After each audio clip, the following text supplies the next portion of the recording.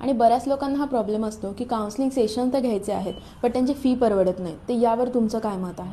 Therapy म्हणजे पैसे जास्त पडतात हे मी मान्य करतो, असं नाही म्हणता येणार. पण काही काही वेळेला काही इन्व्हेस्टमेंट्स असतात त्या आयुष्यभरासाठीच्या इन्व्हेस्टमेंट्स असतात, बरोबर. आत्ता जेव्हा एखादं लाईफ स्किल आपण थेरपीमध्ये शिकतो तर ते लाईफ स्किल आपण आयुष्यभरासाठी वापरू शकतो. आज प्रॉब्लेम बदलून आला, काही गोष्टी बदलल्या तरीसुद्धा माझं ते लाईफ स्किल शिकलेलं आहे ना, त्यामुळे मग ते लाईफ स्किल जे आहे ते मी नेहमी वेगवेगळ्या प्रॉब्लेमला वेगवेगळ्या पद्धतीने वापरू शकतो.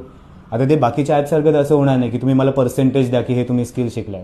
So it is kind of a lifetime investment आपण असं म्हणूयात. सो आता आपण तसं बघायला गेलं बरेच वेळेला आपलं असं म्हणणं असतं की जागा बदलली की आपण फिरायला गेलो की छान वाटतं, किंवा हॉटेलिंगला गेलो बरं वाटतं, क्लबमध्ये गेलो थोडं डान्स केला बरं वाटतं, मान्य आहे बरं वाटतं, छान वाटतं, पण ते त्यात पुरतं असतं. मुद्दा हा आहे की प्रॉब्लेम सुटतो का. सो जेव्हा आपण शॉपिंग करून घरी येतो तो अख्खा दिवस मे बी एन्जॉय करू, पण दुसऱ्या दिवशीपासून परत आयुष्य आहेच ना, आणि परत सेम प्रॉब्लेम आहे. आता शॉपिंगमध्ये जे गेले पैसे त्याला आपण काय म्हणूत मग.